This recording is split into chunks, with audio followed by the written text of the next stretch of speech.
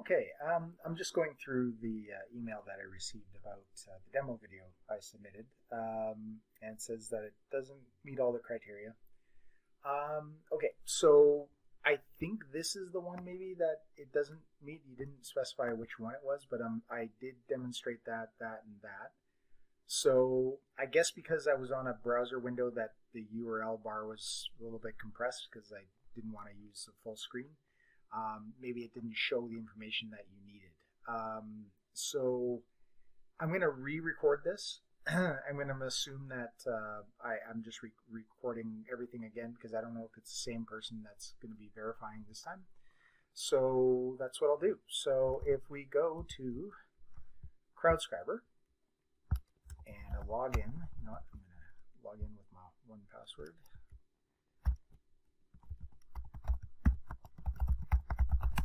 Bear with me.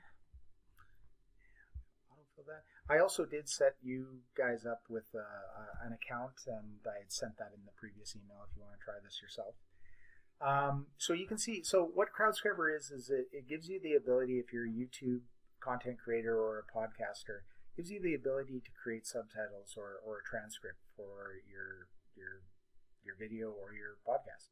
So in the case of a podcaster, they just upload their MP3 to us, and then they're given a nice interface to enter a transcript.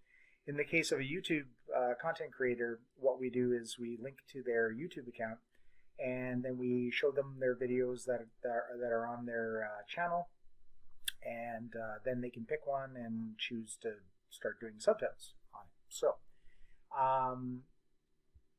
in our case, we're not linked, so I'm going to have to link to an account. And so I'm going to log in.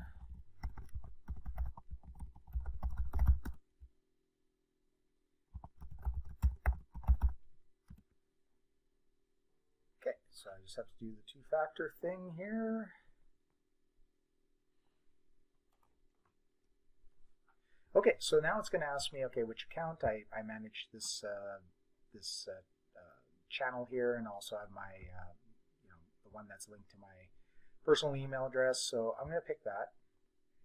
Then I'm going to click allow. Oh, yeah, I almost forgot.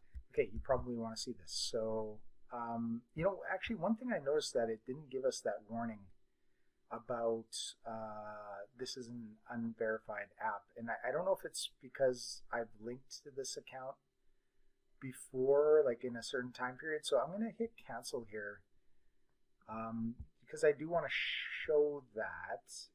So link to your account. I'm going to pick this one because I think what it will do is it will kind of reset all that logic. Yeah, here we go. So this app is not verified. Okay, good. So let's look at the URL here. So I'm going to scroll through here and let you see the whole thing, and then you can take screenshots and see if it's what you need to see as per that third bullet point in your email. It's pretty long, so I'm just going to kind of scroll through and stop every once in a while.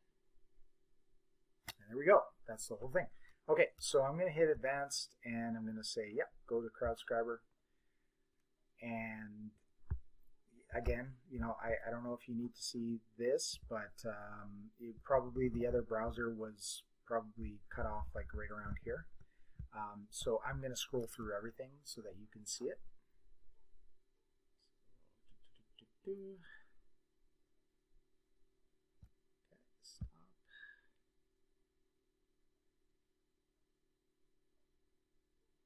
Stop. This is a really long URL, so I'm going to stop a few times. Stop. And stop. Okay, so hopefully that shows you what you need to see. And I hit allow. Okay, so now if I go to my YouTube tab, you'll see that, oh, hey, here's my video that's on my account here. It's the only video I have. If there was more, it would show more. And so what I've demonstrated right now is, let's just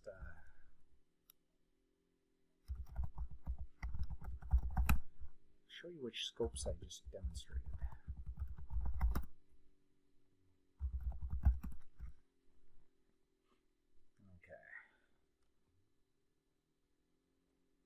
here are the scopes we use. So we just demonstrated the email scope and the view scope, which is email and YouTube.readOnly. And I'll apologize right now if you're getting a lot of fan noise off my laptop. It's spinning up. So if we go to profile, we can see that, yep, we're linked. And here's the email address. We display that. So we got that using that email scope. And that's so they know which YouTube account they're linked to. And then the YouTube dot read only, it allows us to index the videos that they have on their channel. Now, if I go into edit, so this actually already has subtitles. I put in a few subtitles for it. Now I would be able to then go and upload those subtitles directly to my YouTube video.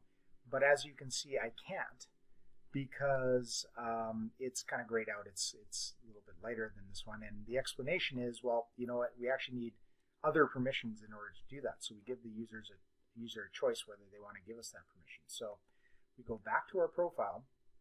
You can see that there's this allow updates link, and we have information on what exactly that means and what that one means, right? So if we click allow updates, we give them a bunch of information about exactly what we're doing. This is what the OAuth screen is going to look like. Really all we are concerned with are your being able to manage your captions, but unfortunately YouTube doesn't have a scope that is more granular for caption management. You either have to manage a person's account or you don't. So what we're really going after here is this scope, YouTube.force-URL, it's SSL. And so yeah, we give them the choice. They can either go ahead and trust us, or they can say, nope, I'm good without doing that, and they can then download their SRT file from us and then find out where in YouTube to upload that in order to get their subtitles that way. But I'm going to say yes. Let's manage. So I'm going to, okay, so you probably want to see this URL again. So I'll scroll through here.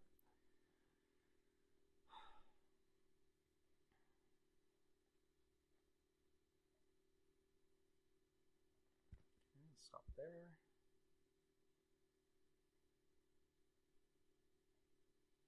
Stop there. And stop there. Okay. So I'm going to pick this again. Okay, I'm going to get the app is not verified. So I'm going to go to and accept that. And again, you're going to probably want to see this. So I'm going to do that.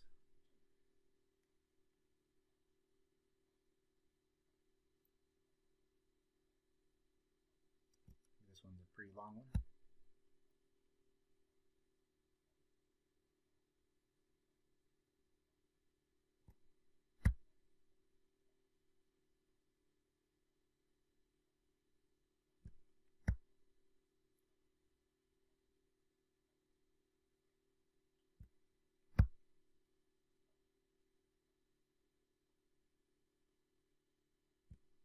Okay, that's the end of it.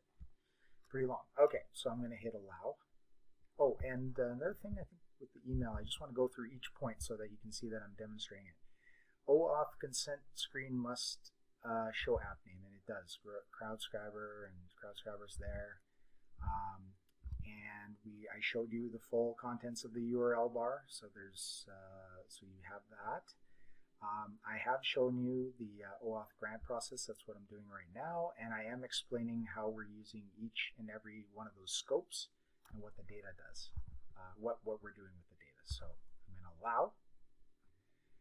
I'm going to go back to that video, and I'm going to go edit, and I'm going to go to the subtitles, and now you can see that, yep, I can download the transcript like I could before, but I can also click this upload button. And that will upload the captions directly to that video. And yeah, we need that kind of overarching scope to do that. So I'm pretty sure I covered every single one of your points. Of course, email me back if you need any more detail. Thank you.